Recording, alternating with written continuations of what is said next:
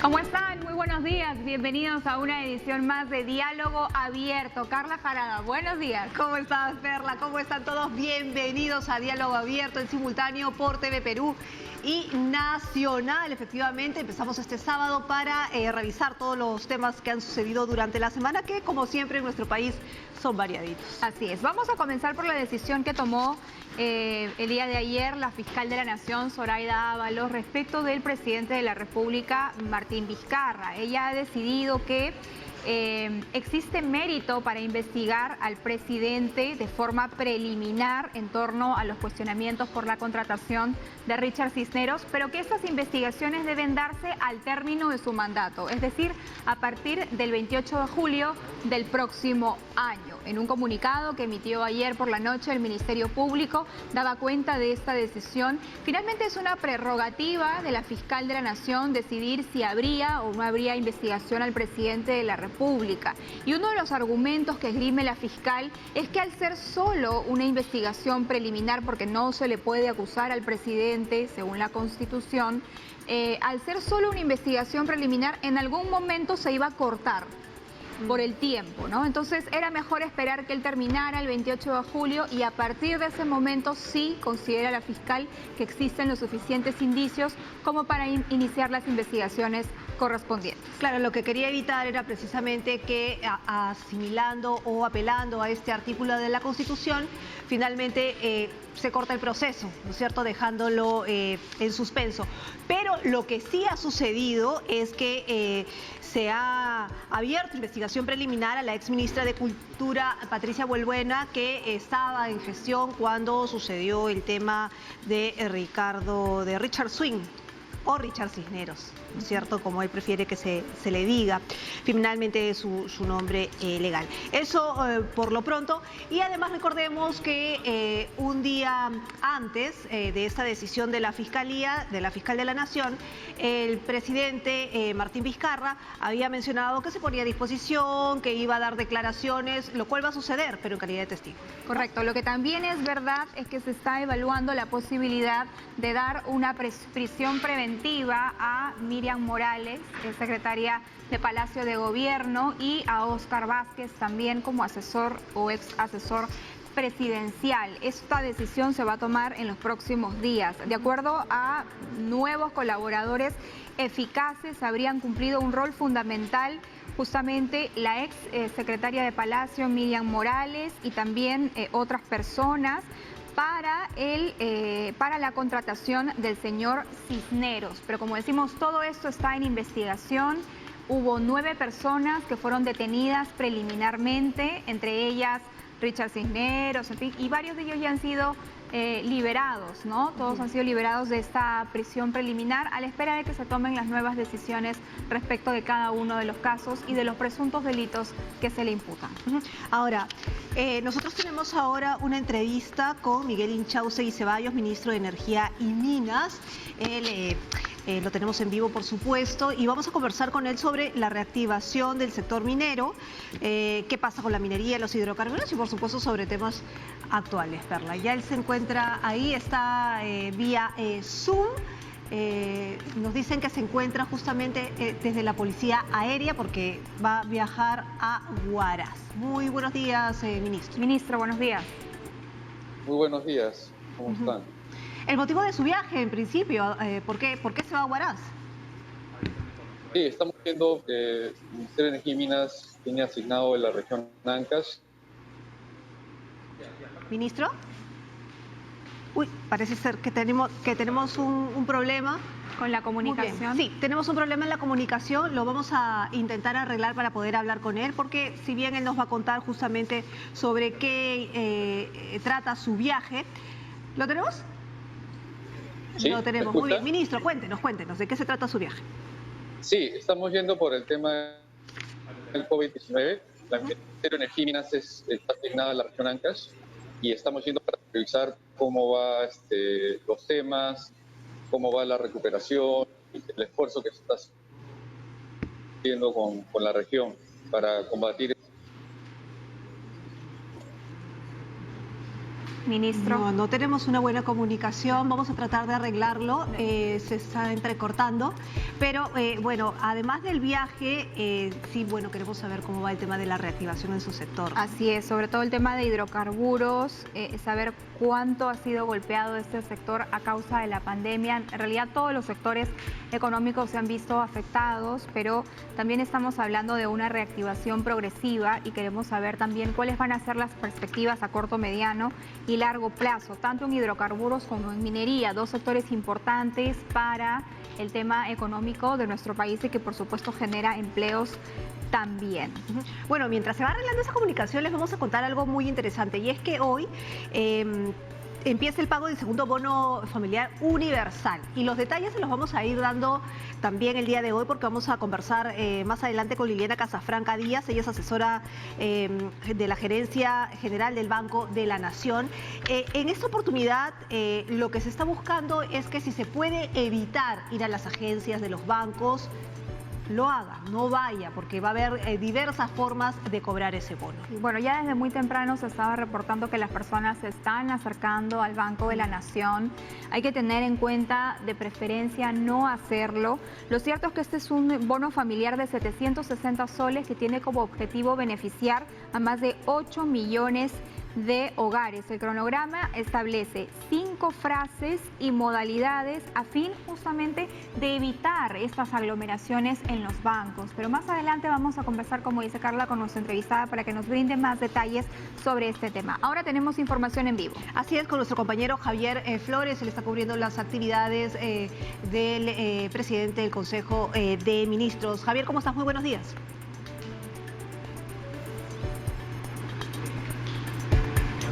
Javier. Bueno, en breve estaremos con Javier. Bueno, ustedes están viendo ahí al ministro Martos en plenas actividades. Vemos ahí que están en campaña, por supuesto. Están hablando del distanciamiento social y parece ser que es una actividad de INDECI, si no me equivoco, por los chalecos que veo ahí, y del ejército, ¿no? Esto es desde San Juan del Lurigancho, ¿verdad?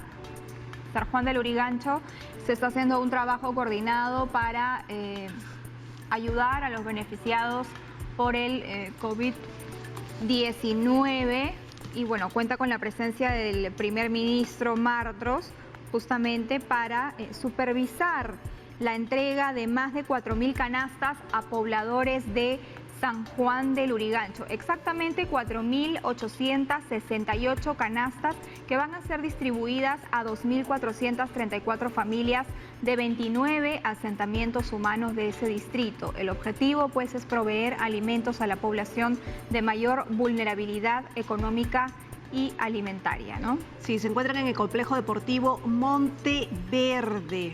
¿No es cierto? Esto, como tú mencionabas, Perla, en San Juan del Lurigancho. Recordemos que San Juan del Lurigancho es el distrito más grande de Lima. Javier, ya se encuentra listo nuestro compañero Javier Flores. Cuéntanos. Buenos días.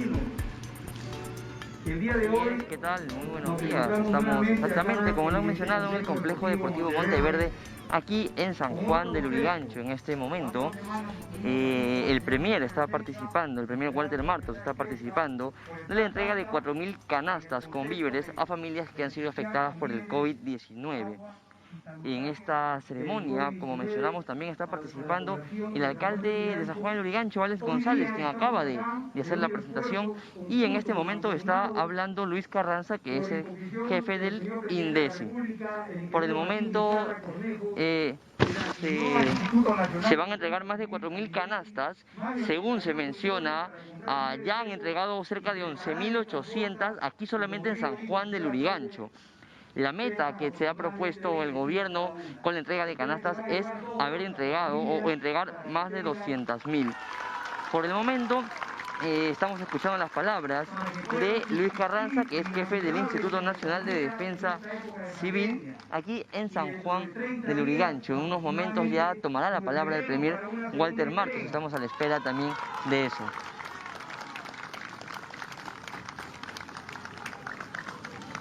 Gracias a ustedes, porque vemos que son una población ordenada, disciplinada, Gracias, Javier. Estaremos en contacto más adelante para cualquier otra eventualidad. Ya tenemos en cuenta que hay actividades entonces en San Juan de Lurigancho con la entrega de canastas a los damnificados. Bien, retomamos el contacto entonces con el ministro de Energía y Minas, Miguel Inchaustegui.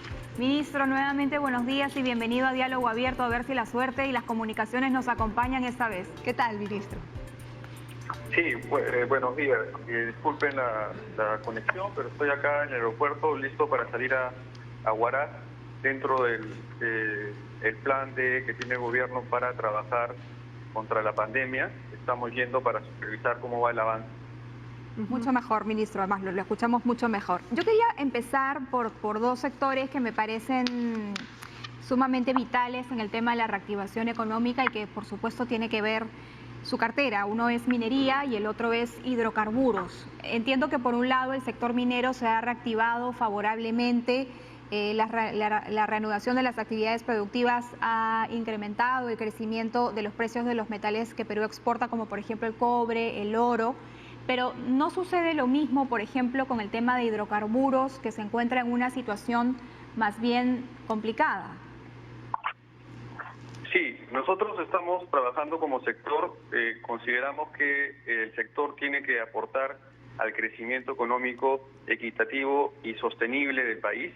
Ese es uno de los ejes que está establecido en el gobierno del presidente Vizcarra, y justamente el sector lo que busca es un aprovechamiento sostenible de los recursos minero-energéticos.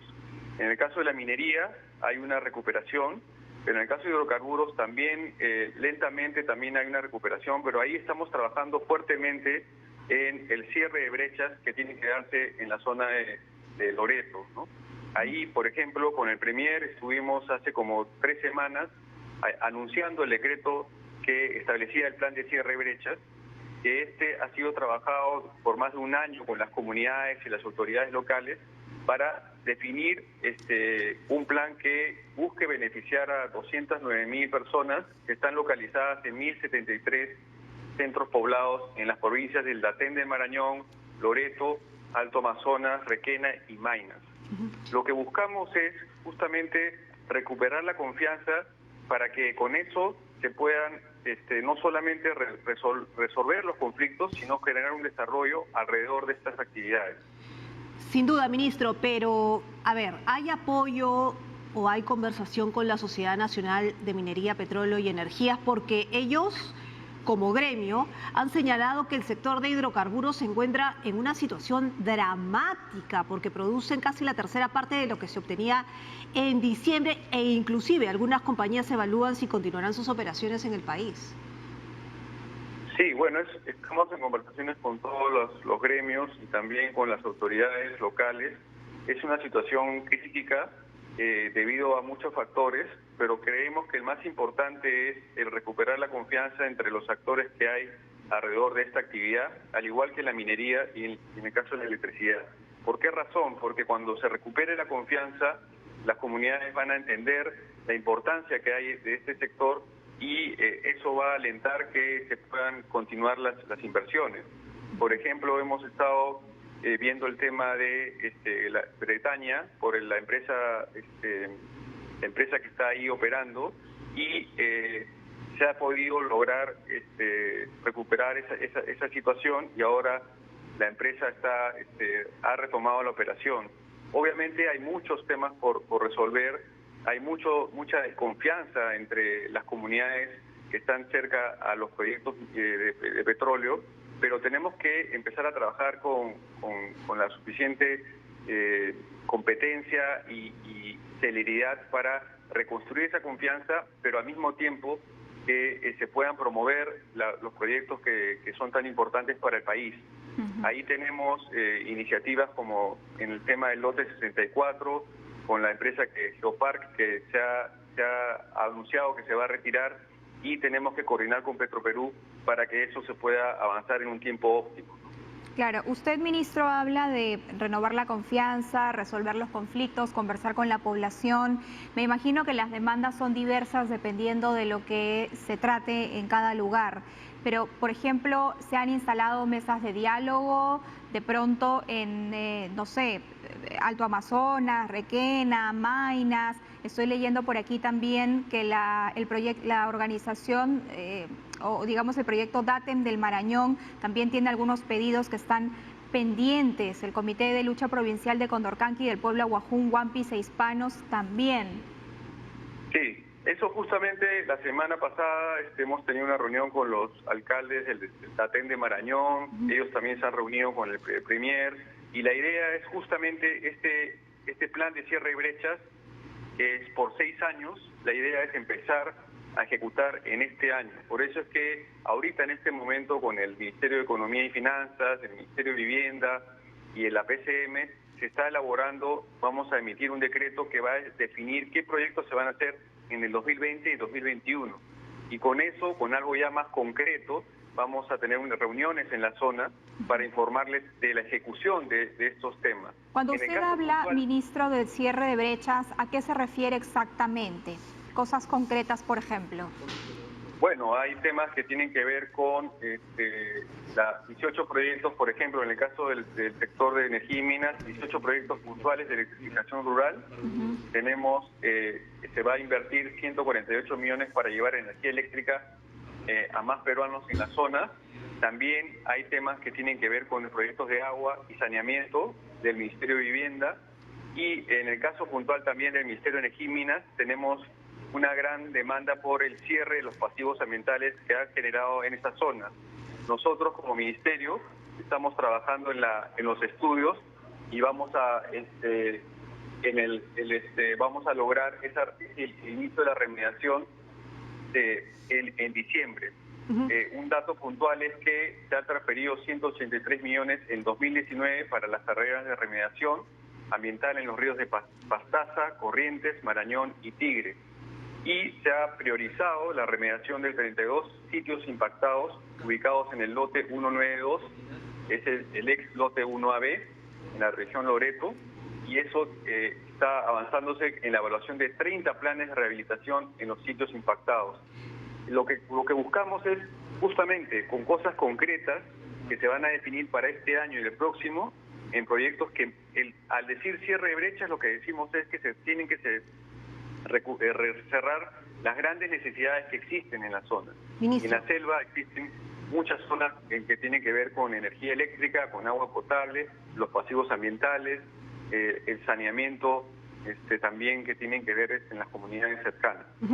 Ministro, si bien en el tema de los hidrocarburos, básicamente usted menciona que se trata de obtener confianza de las comunidades, también se trabaja por contratos. De los 26 contratos de producción, por ejemplo, ¿cuántos están activos y cuántos no? Eso es por un lado, pero por otro lado, el tema de la confianza no es un tema de esta coyuntura por el COVID-19, sino es un tema que viene desde antes. Y en base a eso, si se van a hacer estudios ambientales o no se van a hacer estudios ambientales para dejar finalmente la confianza establecida en los pueblos aledaños a los trabajos relacionados. Sí, el tema de la confianza pasa también por ejecutar y pasar de los dichos a los hechos. En el caso puntual de la selva hay el gran tema de la consulta previa. Nosotros estamos ya avanzando con esos temas. También se ha creado, por ejemplo, un fondo de contingencia para la remediación ambiental, el cual eso va a ser administrado con gente de la zona, con líderes comunitarios en cada una de las 4 cuencas, por ejemplo. Y lo cierto acá es que esto es un tema que pasa a la coyuntura, ¿no? Obviamente es un tema que viene de años atrás, y los contratos que se tienen se están aplicando la cláusula de fuerza mayor porque no se logra tener un acuerdo para que la comunidad los deje trabajar. Ese es el gran desafío que nosotros como gobierno, y especialmente el sector extractivo, lo que consideramos es que tiene que ser un sector que promueva el aprovechamiento sostenible de los recursos mineros energéticos, pero en forma sostenible y con el gran objetivo de cerrar las grandes necesidades que existen alrededor de los proyectos. Eso no es algo que se puede hacer en un tiempo corto, pero sí se puede tener como un objetivo y coordinado con los otros sectores impulsar esos trabajos. Lo nuevo ahora es que con el Premier hemos estado en Loreto y hemos presentado este decreto supremo que inicia este plan de cierre de brechas por 6 años, ¿no? Que va a destinar más de 600 millones de soles, y eso es algo concreto. Entonces, claro, obviamente las comunidades sienten que esto es algo más de lo mismo porque no se inician estos proyectos, ha habido una demora en definir los proyectos, pero esto ha originado, por ejemplo, que con la gente del Latén de Marañón hayamos tenido una reunión. Ellos están interesados en saber en qué cosa le va a corresponder a ellos, y eso nos parece correcto, y nosotros inmediatamente hemos tenido reuniones con ellos, no solamente acá, sino también el viceministro de Hidrocarburos ha estado con el gobernador de Loreto en varias reuniones allá en Iquitos y en la zona. Entonces, entiendo la situación complicada, pero también estamos tomando acción para justamente pasar del dicho al hecho y con eso reconstruir la confianza que tanto se necesita. Ministro, en el tema de hidrocarburos, sí, así como en el tema minero. Eso me parece fundamental, pasar del dicho al hecho, porque por ejemplo hay situaciones como las que involucran a Pluspetrol y la comunidad nativa Nuevo Progreso, que está exigiendo la culminación y entrega de la obra Sistema de Agua, que lleva en construcción desde el año 2015. Estamos por llegar al bicentenario y ellos no tienen esa obra terminada. Usted comentaba que iban a sacar un decreto para ver qué proyectos se iban a realizar el 2020 y el 2021. Entiendo que esto está en evaluación, pero me gustaría saber si es que podría adelantarnos qué proyectos son de prioridad para su sector. Bueno, en el caso de mi sector, lo que sí puedo informar es que son los temas de electrificación rural y los temas que tienen que ver con la remediación de los pasivos ambientales de hidrocarburos que hay en la zona. Eso es parte de lo que ya está comprometido, como ya lo he dicho, en una cantidad considerable. Por ejemplo, en el caso de electrificación rural, son 138 millones que van a haber de inversión en el segundo semestre de 2020 y que van a incluir 94.000 pobladores, ciudadanos en varias regiones, dentro de las cuales está la región de Ancash, Amazonas, Cajamarca y Huancavelica. Eso para temas de electrificación rural. En el caso de, también hay proyectos interesantes como sector que estamos promoviendo, que es la masificación del gas. Ahí estamos viendo lo que se aplica el PICE, el Fondo de Inclusión Social, que se está viendo por ejemplo, que va a ayudar a la masificación de 547.000 hogares beneficiados con el bono gas residencial. Eso es algo que se está implementando ya en estos días. Y también estamos promoviendo los dos grandes proyectos que tienen que ver con gas, que es el gas de la zona del proyecto de 7 regiones y el proyecto de SIDGAS. Ahora, ministro, pero no quisiera dejar pasar el tema.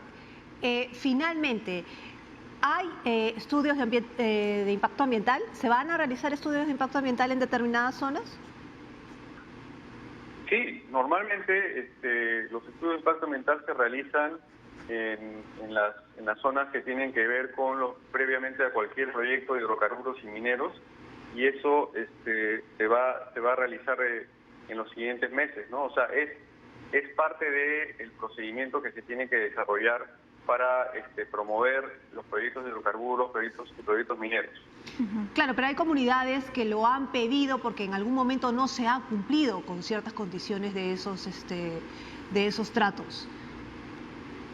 Sí, en el caso del pedido de las comunidades es básicamente con respecto a los pasivos que existen en la zona, y ellos están pidiendo que se realice un diagnóstico previamente a la remediación, y eso sí, se están elaborando los términos de referencia para realizar esos estudios, y se está haciendo en coordinación con las comunidades también. ¿Qué comunidades específicamente?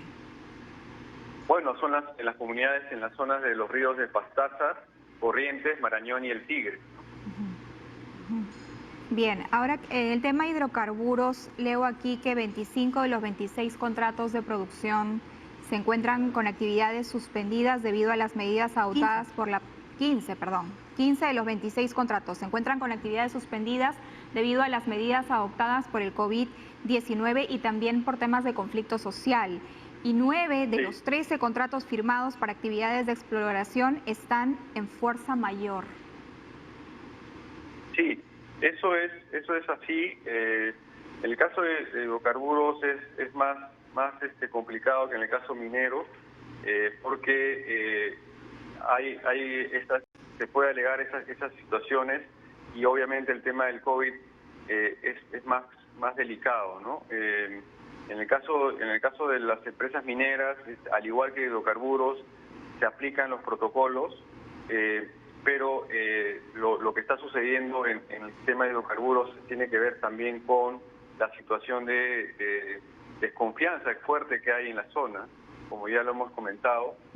Eso origina de que se tenga que aplicar esa condición de la cláusula.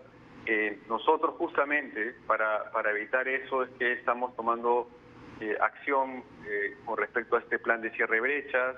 Estamos teniendo reuniones en la zona con las comunidades, con los alcaldes y el gobernador. El gobernador también está entendiendo de que se tiene que haber un mayor diálogo para poder comprender las necesidades que existen, porque lo que está habiendo también es una reducción del canon que normalmente tenían esas zonas, porque la actividad de hidrocarburos está reduciéndose. Entonces, es importante que trabajemos esa recuperación de confianza. Lo estamos haciendo y en ese sentido lo que vamos a lograr es, y ya creo que ya hay cosas concretas, porque, por ejemplo, habían situaciones complicadas que se han resuelto, y ya la población está empezando a confiar en que este plan de cierre de brechas no es solamente un anuncio, sino que vamos a pasar a la acción. Creemos que eso es lo importante, ¿no? Ministro, lo tenemos que dejar, pero muy rapidito en el tema político.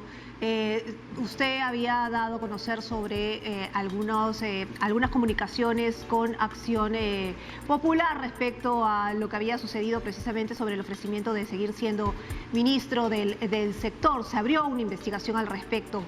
¿Cómo va la investigación? ¿Ha dado su testimonio? No, yo creo que eso no ha habido ninguna citación, ninguna investigación. Considero que eso es un tema ya cerrado. Okay. Tenemos que seguir para adelante, buscar trabajar en forma unida entre los poderes del Estado. Saludo la iniciativa que ha habido con respecto a este entendimiento que ha habido con respecto al tema de los intereses, con respecto al sistema financiero. Y invoco a seguir en esa línea de buscar el diálogo, buscar la unión para resolver todos los temas. Bien, ministro. Muchas gracias por estar esta mañana en Diálogo Abierto. Ha sido Miguel Inchaustegui, titular de la cartera de Energía y Minas. Tenemos que regresar a San Juan del Lurigancho con nuestro compañero Javier Flores. Javier. Ya han determinado unos protocolos. Así es, declara el Premier Walter Martos sobre el estudio que están haciendo de acuerdo a los rebrotes en el país. Con la ministra de Salud, con los especialistas en protocolos, con los ministerios del Interior, con los ministerios de Defensa, con el Ministerio de Educación, con el Ministerio del Ambiente también, que están involucrados el día lunes, para, en base a los protocolos que está planteando todos los otros sectores involucrados, lleguemos a un consenso con el personal de los alcaldes para el tema de las playas. Hasta el momento, se están determinando por recomendación de los alcaldes que solamente se cierren en determinados días, como por ejemplo son en Navidad y Año Nuevo. En base a las recomendaciones que nos dé la ministra de Salud, estamos viendo inicialmente abrir las playas con un aforo limitado y ver cómo va funcionando. Si realmente la gente no tiene una disciplina, procedemos a cerrar algunas playas donde no se vea que se respeten las normas de bioseguridad. Bien, ministro, ¿qué tal? Muy buen día, estamos en vivo para Exitosa. Dos preguntas, ministro. Primero, respecto a lo anunciado el día de ayer por la fiscal de la Nación, respecto a la investigación que se iniciará el presidente una vez finalizado su mandato. En la opinión de ello, ministro. Y segundo, hoy ha iniciado el cobro del segundo bono universal. Exitosa ha recorrido principales puntos de la capital. Hemos encontrado personas con poca información, una línea que no contesta la llamada para que haya información y también la no presencia de, digamos, trabajadores del ministerio para que pueda orientar a estas personas, ministro. Muchas gracias. Referente a su primera pregunta, la fiscal de la Nación ya lo ha anunciado que iniciará un proceso de investigación y lo hará a partir del 28 de julio. Nosotros respetamos absolutamente las decisiones que tome el Ministerio Público y el señor Presidente de la República ya él personalmente lo ha anunciado que él está llano a cualquier tipo de investigación. Es más, él es el principal interesado que se investigue para que se llegue a determinar, porque él está totalmente consciente de que no tiene absolutamente nada que ver en este tema de la contratación. Nos damos bienvenido, aceptamos esta decisión que ha tomado la fiscal de la Nación de iniciar el proceso de investigación. Como repito, nosotros los ejecutivos siempre estamos dando todas las facilidades para la investigación y el señor presidente es el primer interesado en que se realice esta investigación. Referente al segundo tema del bono universal, este segundo bono familiar universal que se está entregando, nosotros hacemos un llamado a toda la población que no tiene necesidad de ir al banco. Repetimos nuevamente, no tiene necesidad de ir al banco. En esta primera fase que se está haciendo el pago universal, se está depositando en las cuentas de aquellos que tienen habilitadas sus cuentas. O sea, no se va a pagar en ventanilla. Por favor, no vayan al banco. Ya Melcochita les ha dicho que no sean ingenuos de ir al banco. Por favor, quédense en su casa. Llamen al call center, que me informan que hasta el momento ya tienen 1 millón de llamadas y también hay una página web donde han ingresado ya 5 millones de personas a esa página web. No vayan al banco. En este momento la primera fase del pago es el depósito en la cuenta, en cada una de sus cuentas, que posteriormente ustedes pueden ir al banco al que pertenecen a retirar esa cuenta. Por favor, no vayan al banco, no les van a pagar en el banco, no necesitan ir al banco. Se han instalado centros de atención en diferentes puntos de la ciudad, que ya lo están publicando en la página web, etcétera, que son centros de información donde el público que tuviera alguna duda para no estar yendo a los bancos, asiste a estos centros para pedir información. Por ejemplo, después de esta actividad, estoy yendo al Colegio Fe y Alegría de Vía El Salvador, donde hay un centro de atención para ver cómo está funcionando y cómo está atendiendo al público. Nuevamente repito y reitero, por favor no vayan al banco, no es necesario que vayan, porque esta primera fase del pago del bono es depósito a las cuentas de los que tienen cuentas habilitadas. Ministro, solo para cerrar nada más, porque lo real es que algunas personas están llamando, pero no están contestando o les están diciendo que no los pueden atender. Le menciono la realidad que hemos encontrado en Lima Norte, en San Juan también del Lurigancho, con estas personas que hacen colas y nos dicen ello, ministro. El día de hoy vamos a tener una reunión con el ministro de Trabajo, con el gerente general del Banco de la Nación y también con los representantes de la banca, con la ministra de Desarrollo e Inclusión Social, para evaluar cómo se ha ido desarrollando este primer día de entrega del bono y de tomar todos los reajustes que sean necesarios y si hay algún error, inmediatamente corregirlo. Gracias. Bien, ¿qué tal? Javier Flores de TV Perú. Buenos días. El Ejecutivo va a enviar sus observaciones respecto a esta ley de la que conversamos sobre la reincorporación de maestros que fueron cesados en el 2014. ¿Cuál va a ser la acción del Ejecutivo netamente? Porque es posible que puedan enviar observaciones y luego, en caso contrario, el Congreso no las tome en cuenta. ¿Irán también al TC? Le he copiado si el gobierno va a presentar observaciones referentes a la ley. A la ley, exactamente. Y en caso el Congreso no las tome en cuenta, ¿el Ejecutivo irá al Tribunal Constitucional? En primer lugar, vamos a esperar a que llegue la norma al Ejecutivo y si llega la norma como lo han planteado, nosotros lo vamos a observar con todas las especificaciones y justificaciones que da el Ministerio de Justicia y el Ministerio de Educación. Y luego veremos qué es lo que propone el Parlamento y de acuerdo a esa situación nosotros continuaremos los trámites dentro de la ley que corresponde. Premier, buenos días. Envío para RTV. Queríamos saber su opinión sobre las propuesta parlamentaria de eliminar los sueldos vitalicios a expresidentes y excongresistas. Sí, nuevamente. Queríamos saber su opinión sobre la propuesta parlamentaria de eliminar sueldos vitalicios a expresidentes y excongresistas. Bueno, desde el Ejecutivo estamos de acuerdo que todo aquello que tenga que rectificarse se lo haga, ¿no?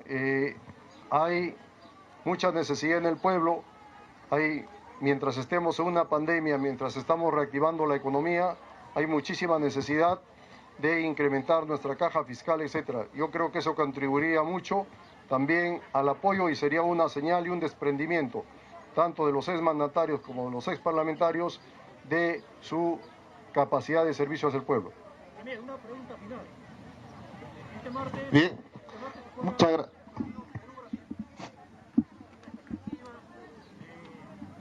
Con la mirada en el mundo, la pregunta es, ¿hay un protocolo para este partido trascendental entre Perú y Brasil? Sí, tuvimos una reunión con el presidente del IPD y también de la Federación de Fútbol, donde ellos estaban solicitando que este partido sea presencial con un aforo limitado de unas 5.000 personas. Nosotros en el Ejecutivo, en Consejo de Ministros, hemos evaluado y hemos visto que no es conveniente todavía por la situación de la pandemia que se está desarrollando. Así que le hemos denegado esta solicitud y indudablemente que durante el partido ya hemos acordado con el Ministro de Defensa y con el Ministro del Interior para que se intensifiquen los patrullajes en la calle y la gente le hacemos un pedido que vea los partidos en forma televisiva de sus domicilios. Muchas gracias. De esta manera terminamos la rueda de prensa. Las declaraciones del premier Walter Martos aquí en San Juan del Lurigancho. Como mencionábamos anteriormente, hasta el momento son 11.800 canastas las que se han entregado para los pobladores de asentamientos humanos aquí en San Juan del Lurigancho. El premier ha indicado también que hasta la fecha el gobierno ha entregado cerca de 240.000 canastas de víveres a 121.000 familias de 22 distritos de Lima y Callao. Familias, obviamente, con vulnerabilidad debido al COVID-19. Esta es la información que tenemos aquí desde San Juan del Lurigancho. En este momento el premier ya se retira junto al alcalde de San Juan del Lurigancho y al jefe del INDECI, Luis Carranza.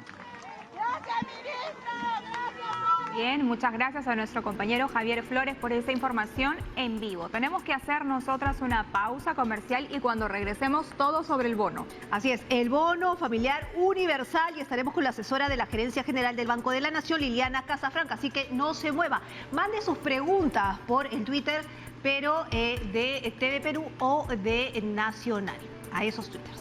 Ya regresamos.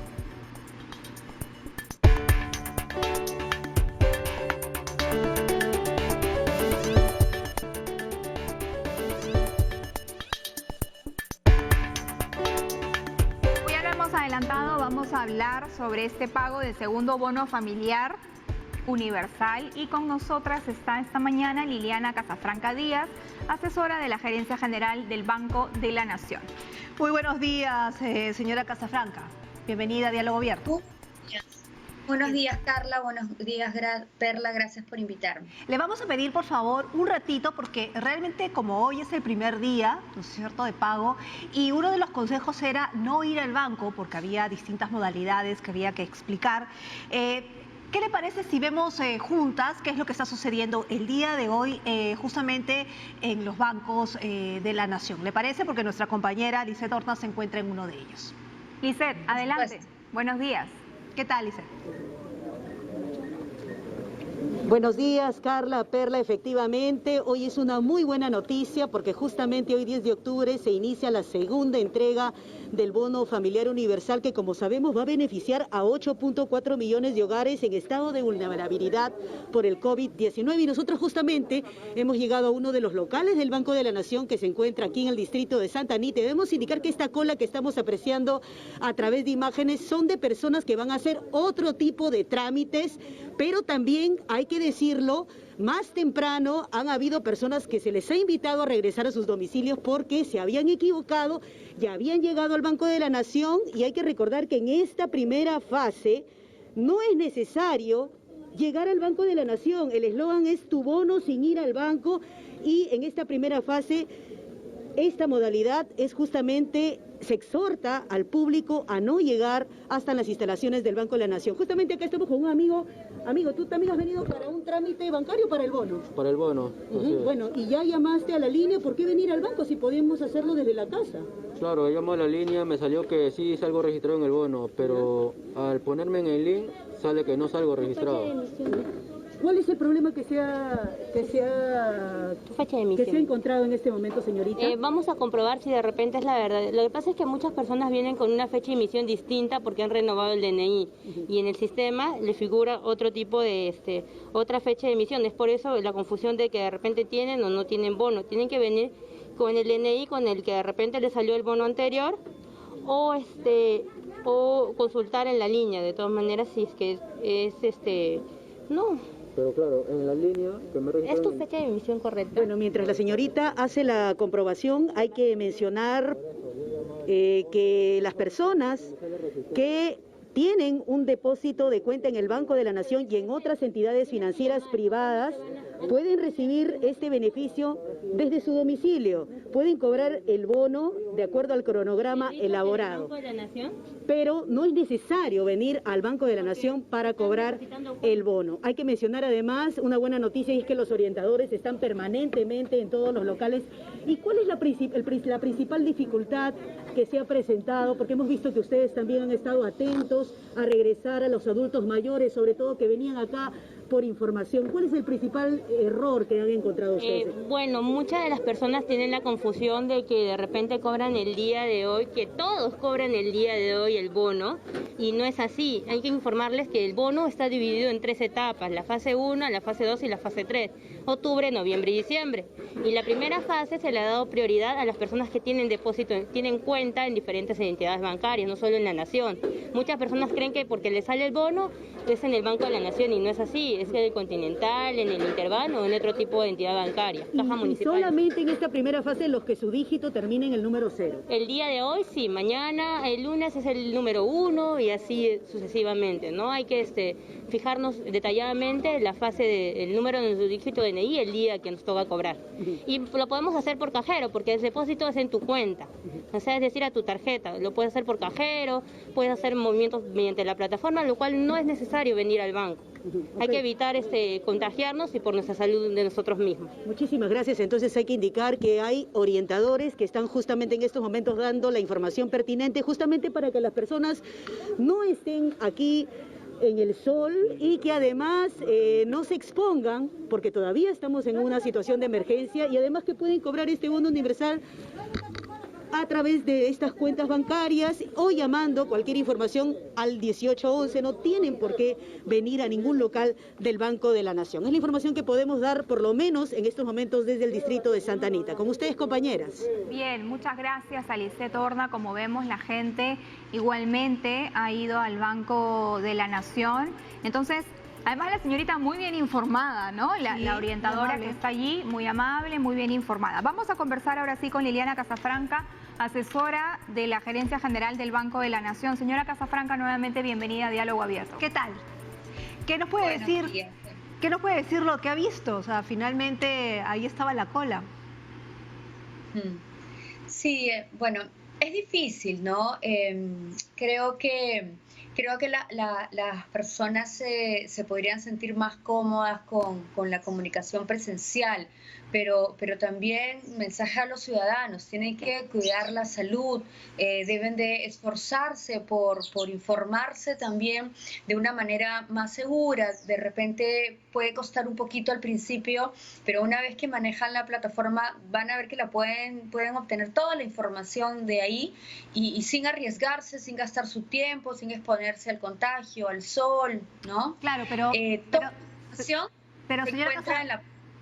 ¿no? Sí, si me permite, señora Casafranca, sin duda, pero muchos de ellos refieren de que han entrado a la plataforma digital, pero la información que les brinda la plataforma no es la más clara. Es decir, hay una persona que menciona, por ejemplo, que le dice: sí, usted es beneficiario, pero luego cuando entra nuevamente al link con sus datos, le sale que no. Entonces él ya no sabe si sí o si no, entonces tiene que acercarse porque, claro, la plataforma digital ya no le da la información que necesita. U otras personas, ¿no?, que van y les dice, sí, su hogar es beneficiario, pero no necesariamente él, ¿no?, sino puede ser otro miembro de la familia. Es decir, hay dudas que no sabemos si se pueden responder en la misma plataforma o sí. Sí, a ver, siempre es perfeccionable los mensajes, ¿no? Y creo que nos toca darle una revisada a ese, pero precisamente eso es lo que les estamos informando. Para empezar, el bono es entregado al hogar, la asignación es al hogar. Lo que pasa es que dentro del hogar se determina a un miembro de la familia como el receptor. Entonces, ese mensaje precisamente lo que quiere decir es tu hogar ha sido beneficiado. Perfecto, pero no necesariamente la persona cuyo DNI ha ingresado es el receptor del bono. Entonces, lo que tienen que hacer es otras personas de la familia de ese hogar deben de ingresar con su DNI y verificar cuál de ellos es el que ha sido asignado como receptor. Yo entendería que en ambos casos es la misma situación, ¿no? Por eso que la persona, me dicen que sí, pero cuando ingreso después me dicen que no. No, el primer mensaje es tu hogar ha sido beneficiado. Pero tienes que identificar el receptor adecuado y el receptor se identifica con el DNI. Tienen que ingresar DNI por DNI hasta identificar cuál es el miembro del hogar que está siendo asignado como receptor. Ahora, entiendo que hoy día se le ha dado prioridad a las personas que tienen cuenta no solamente en el Banco de la Nación, sino también en otras instituciones financieras. Eso es importantísimo, muchas gracias por la pregunta. En esta oportunidad estamos operando 21 instituciones financieras. Son 9 bancos, 3 financieras y 9 cajas las que están pagando de la misma forma el bono. Todas hemos empezado el día de hoy y todas hemos empezado por abonar el bono a todos los receptores cuyo DNI termina en 0.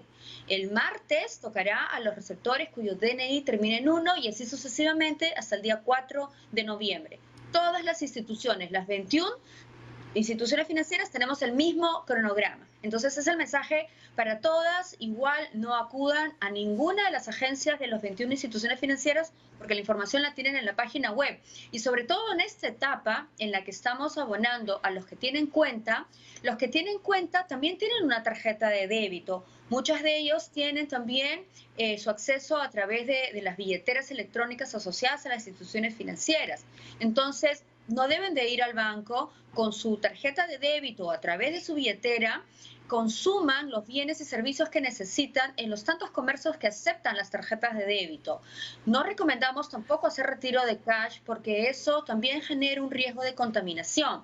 Pero si en último caso quieren hacer el retiro del efectivo, pues háganlo en los cajeros automáticos o en los agentes corresponsales con los que operan los bancos. El Banco de la Nación, por ejemplo, tiene más de 10.000 comercios donde pueden hacer este retiro a nivel nacional. Entonces, no hay ningún motivo para asistir a las agencias del banco. Bien, tenemos justo en pantalla información importante sobre lo que estamos comentando. ¿Cuándo y dónde debo ir a cobrar el bono familiar universal? Noviembre, 7 de noviembre, modalidad banca por celular. Ahí está. Y hemos retrocedido a octubre mejor para ir en orden. 30 de octubre, ¿no? No, 10 de octubre, sí, 10 de octubre, modalidad depósito en cuenta, que es lo de hoy día. 30 de octubre, 30 de octubre, distribución directa mediante carritos pagadores en las localidades más lejanas. Así es. Más lejanas, perdón. Señora Casafranca, nos gustaría que nos vaya explicando, porque sabemos que son 5 las fases. Mientras vamos viendo las claquetas, usted nos vaya explicando que son 5 las fases para que la gente lo pueda ver, sobre todo porque llegamos a nivel nacional gracias a Nacional y TV Perú. Por supuesto, usted ayúdenme con la imagen que se está viendo ahora en pantalla. Sí, estamos ponchando la que dice 7 de noviembre, modalidad banca por celular y billetera digital. Ok, esa es la fase número 3. ¿Okay? Luego de haber identificado a todos los beneficiarios que tienen una cuenta en el sistema financiero habilitada para el bono, que es la fase 1, luego de haber identificado a los beneficiarios que viven en zonas alejadas y por lo tanto es el carrito pagador el que les acerca el bono a sus localidades, pasamos a una fase 3 y una fase 4 que son fases digitales. En la fase 3 están asignados aquellos beneficiarios que han cobrado en forma efectiva a través de la modalidad banca celular del Banco de la Nación. La modalidad banca celular requiere de que el beneficiario tenga un celular, se identifica en la plataforma, valida sus datos personales, validamos que tenga un celular activo, le llegan unos códigos, activan los códigos y con ese código puede hacer el retiro en los cajeros automáticos o en los agentes corresponsales del Banco de la Nación. Además, en esta fase 3 esperamos que se sumen algunos otros beneficiarios que se enrolen en las billeteras que están funcionando en nuestro país y que también brindan una serie de beneficios y debemos haber visto al Ejecutivo también promoviendo los locales, los mercados, los comercios donde se aceptan estos medios de pago. Nuevamente, la idea transversal es no usen efectivo, ¿no? Traten de consumir de forma digital el bono que se le está otorgando. Eso es en la fase 3. Terminada la fase 3, comienza la fase 4, que vuelve a ser una fase Siguiente digital. claqueta, por favor. Okay. Vamos a cambiar de claqueta. Hay que leerla porque como estamos para radio también hay que... Sí. Diciembre, 5 de diciembre, modalidad banca por celular, billetera digital, cuenta DNI para nuevos usuarios. 15 de diciembre, modalidad pago en lugares focalizados. Señora Casafranca, le escuchamos. Ok, vamos con la fase número 4. En la fase número 4, que empieza el 5 de diciembre, se vuelve a repetir la modalidad billeteras, ¿no? Animando a la población a enrolarse a estas billeteras, a banca celular para aquellos beneficiarios que no se enrolaron en banca celular en la primera fase y que de repente son nuevos con esta modalidad, pero además de forma muy importante se suma un producto nuevo del Banco de la Nación, que es el producto Cuenta DNI. Cuenta DNI no es más que una cuenta de ahorros tradicional que va a operar de forma 100% digital. ¿Por qué 100% digital? Porque no estaremos entregando una tarjeta de débito para que puedan hacer los consumos o los retiros, sino que es el número de DNI el que va a servir como una tarjeta de débito, pero es una tarjeta de débito virtual. Con este número de DNI y con su celular se pueden acercar a los comercios que estén afiliados a cuenta DNI en el mes de diciembre, pero además, si así lo deciden y nuevamente no lo recomendamos, podrán hacer el retiro del bono en los cajeros automáticos, también a través de su número de DNI, a través de su celular, le generarán un código y con este código podrán hacer el retiro o el consumo, que es lo que estamos recomendando. Esto es la fase número 4, es nuevamente una fase digital, no presencial en las agencias de los bancos, y para todos aquellos beneficiarios que no pudieron enrolarse a banca celular, que no fueron asignados a cuenta de DNI porque tal vez no tengan un celular, que tampoco tengan una cuenta en el sistema financiero y por lo tanto tampoco subieron en la fase número 1, ¿no? Para todos ellos, lamentablemente vamos a tener que hacerles el pago de forma presencial.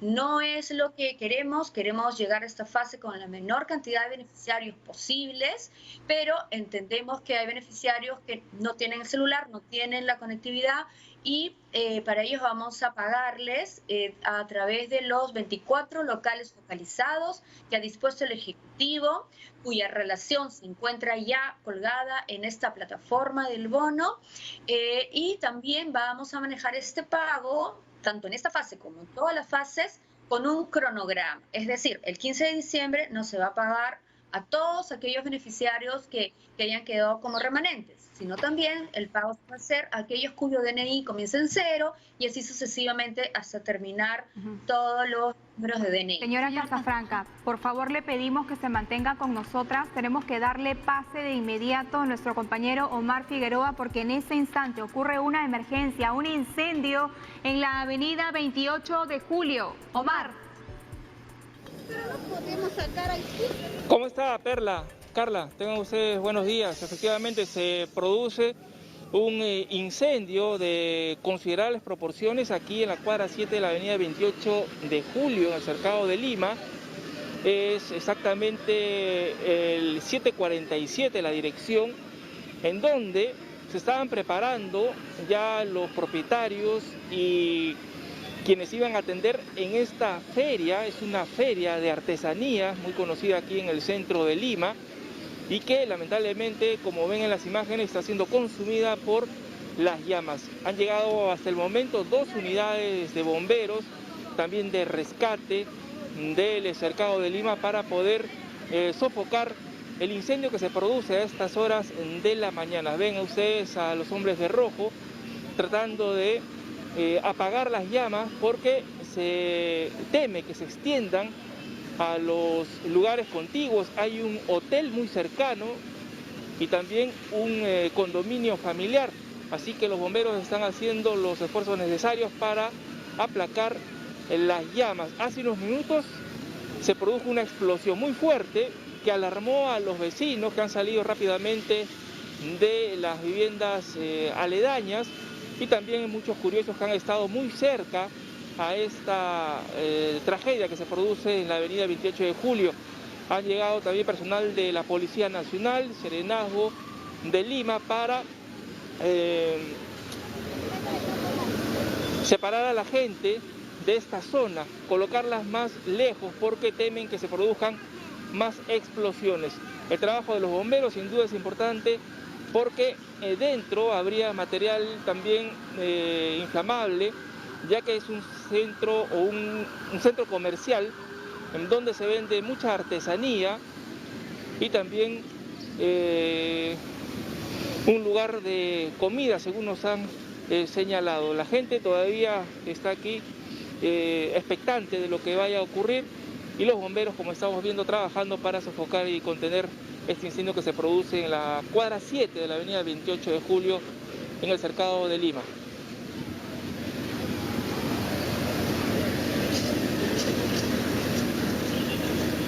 Bien, imágenes entonces impactantes que nos llegan a esta hora de la mañana, 9 en punto, de este incendio que se está desarrollando en la cuadra 7 de la avenida 28 de Julio, en el cercado de Lima. Más adelante vamos a regresar con nuestro compañero Omar Figueroa para que nos brinde más detalles de esta emergencia. Regresamos al tema del pago del bono familiar universal. Estamos con Liliana Casafranca. Ella es asesora de la Gerencia General del Banco de la Nación. Estamos en simultáneo para Nacional también. A ver, yo quería, señora Casafranca, hacerle algunas consultas que nos están llegando a través de redes sociales. Y, por ejemplo, Marcial Flores dice que está llamando al 1811, pero que no están contestando. Lo mismo sostiene Verónica Ibarra, que una operadora contesta y dice que llamen dentro de 10 minutos. Verónica Ibarra también nos manifiesta que es beneficiaria que no es beneficiaria de este bono, pero que anteriormente sí lo había sido, por ejemplo, ¿no? A ver, sí, este call center está bastante más reforzado de lo que estaban de repente los call centers anteriores. Tiene mucha más capacidad. Ya lo dijo el Premier, hemos recibido ya un total de 1 millón de llamadas en el call center, pero de todas maneras entendemos que probablemente el primer día, los primeros días, haya bastante congestión y pueda haber un poquito de demora. Les pedimos mucha paciencia con esto. Sobre la siguiente pregunta, en términos generales, son los hogares que antes han recibido un bono los que están recibiendo nuevamente un bono en esta pagaduría, pero nuevamente no necesariamente es la misma persona. Son los hogares los que se repiten en términos generales, pero no son los mismos receptores, no las mismas personas, no los mismos miembros del hogar, los que fueron seleccionados antes y los que están siendo seleccionados ahora.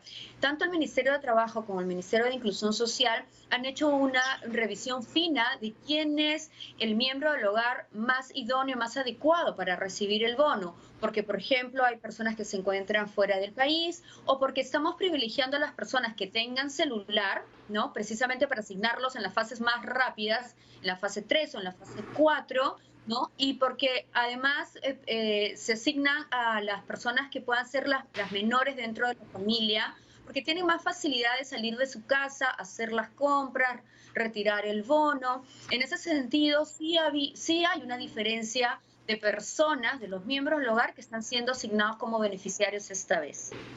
Ok, tenemos unas últimas preguntas, pero rapidito, nomás que nos gana el tiempo. Dice Reina Yayi Ramírez, a mi esposo le ha salido el bono y tiene su cuenta en el BBVA y sale que va a cobrar en la 5ª fase. Esa es una. Y otra, rapidito nomás se las leo, pero es que lo que pasa es que las tengo en chiquita.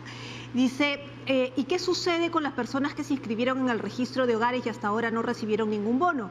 Muchas de ellas son personas que viven día a día sin beneficios de nada y a quejarse en trabajo independiente. 2 casos.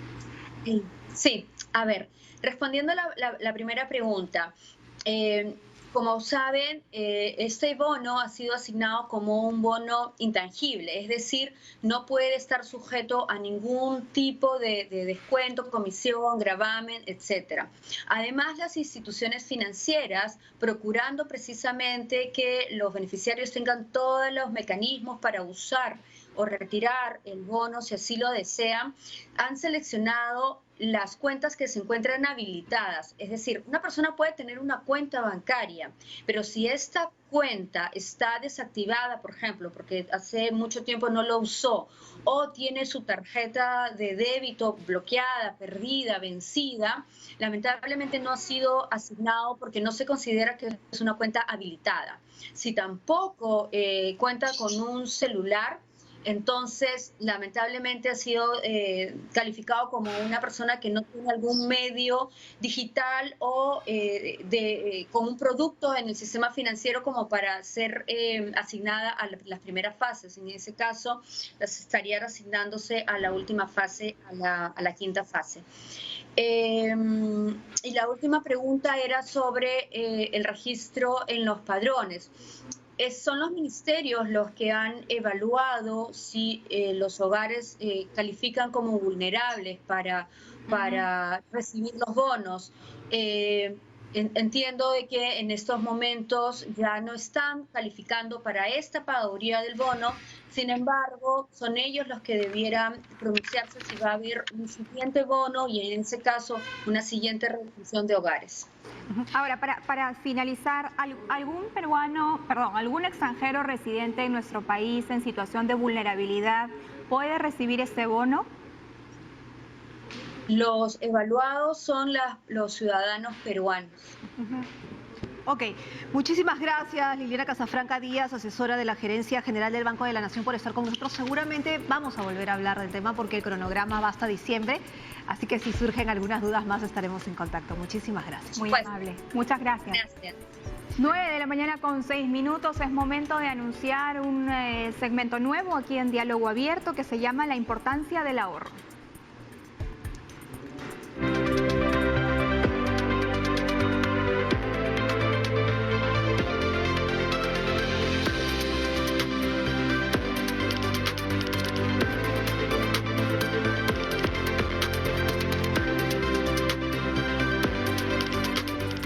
Fórmula del ahorro, pero es importante ahorrar, así que vamos en la misma línea.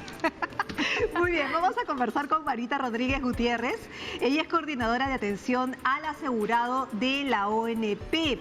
Ella va a hablar sobre la importancia del ahorro en este sector, así que démosle la bienvenida. Marita Rodríguez, ¿cómo está? Buenos días. Bien, buenos días Carla, buenos días Perla y muy buenos días a todas las personas que nos ven y nos escuchan esta mañana. A ver, yo tengo una cifra que me parece importante. El 71% de los peruanos considera que ahorrar para la vejez es importante. Sin embargo, más de la mitad manifiesta que no realiza alguna acción para cubrir los gastos de la vejez. Así es. Fíjate, esa es una información que nos brinda la Superintendencia y Banque Seguros en un estudio que realizó. Y a eso yo quisiera incluso agregarle lo siguiente. Mira, la población económicamente activa actualmente está conformada por más de 17 millones de trabajadores. Y según la información que maneja el Instituto Nacional de Estadística e Informática y la misma Superintendencia y Banca y Seguros, solo el 30% de ellos aportan a un sistema de pensiones. Entonces, ¿qué es lo que está pasando? ¿Realmente estamos ahorrando? ¿Realmente estamos efectuando el llamado ahorro previsional? ¿No? Entonces, tal vez debamos empezar un poco definiendo, ¿no? ¿Qué entendemos por el ahorro? Fíjate, el ahorro es un hábito que debe de formarse desde muy pequeños, ¿no? Y que no es otra cosa que guardar o separar una parte de nuestros ingresos para el futuro, para cuando nos suceda alguna contingencia o para cumplir alguna meta personal, familiar o profesional. Las personas que no cultivan este hábito, que no tienen este hábito, por lo general tienden a realizar algunas acciones que no les permite pues cumplir con este objetivo, ¿no? ¿Qué recomendamos nosotros? Y bueno, en realidad, ¿qué recomiendan los especialistas para poder ahorrar, ¿no? Desde casa, desde el comienzo? En principio nos dicen que si estamos pensando en endeudarnos, debemos asegurarnos que esa deuda no supere el 30% de nuestros ingresos mensuales. Que si vamos a utilizar, por ejemplo, una tarjeta de crédito, tengamos mucho cuidado y la utilicemos solo de manera excepcional y nunca para poder comprar productos de primera necesidad. Ok, Marita.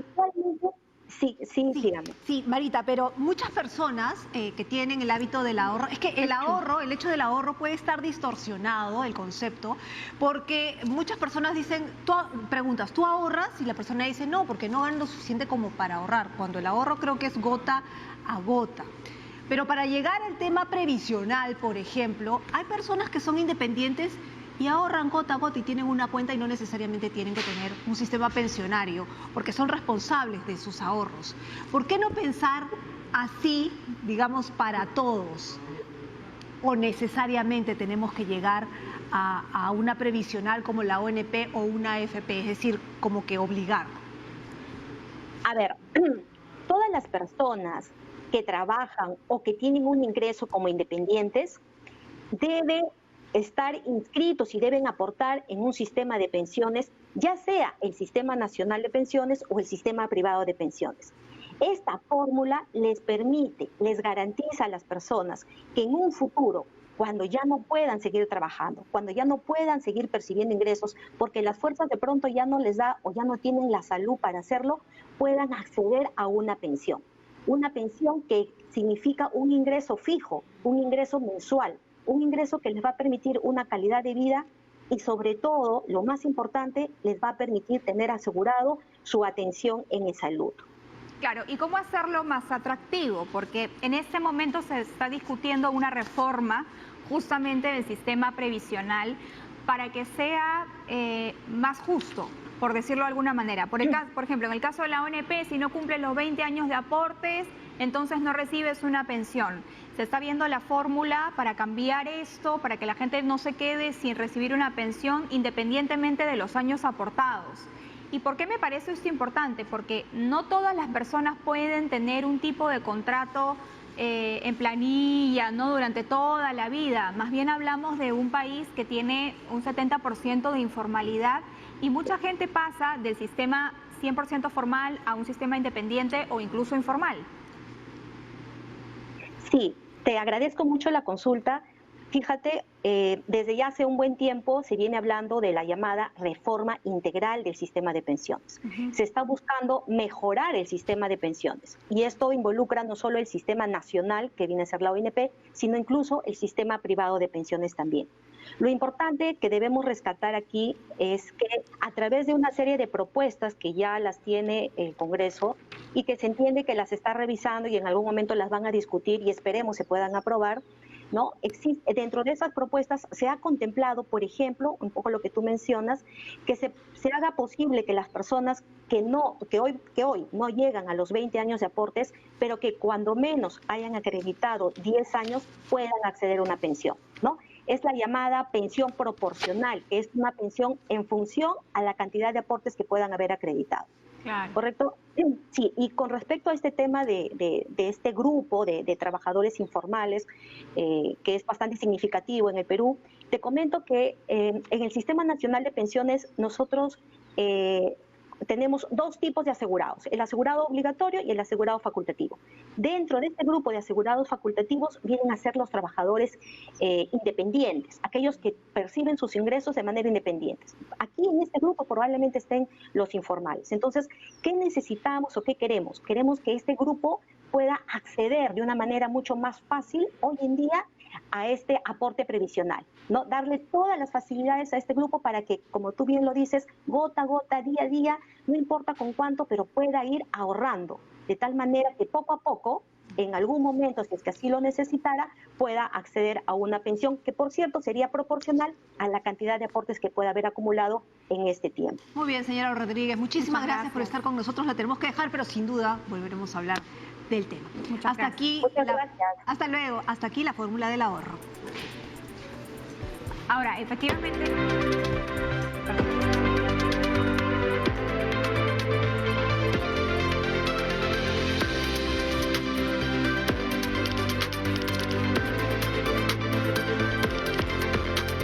Efectivamente está en curso una reforma integral del sistema previsional. La propuesta, incluso enviada por el Ejecutivo, es que se pueda aportar hasta 10 años y tú puedas recibir una pensión.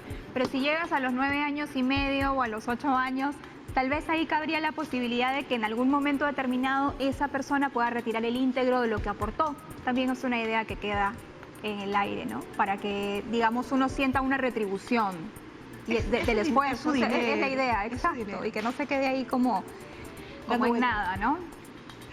9:14 de la mañana. Vamos a hacer una pequeñísima pausa, pero no se muevan porque se habla de la reincorporación a profesores sin título pedagógico. ¿Qué significa eso? Lo hablamos con el ministro de Educación, Martín Benavides, tras la pausa.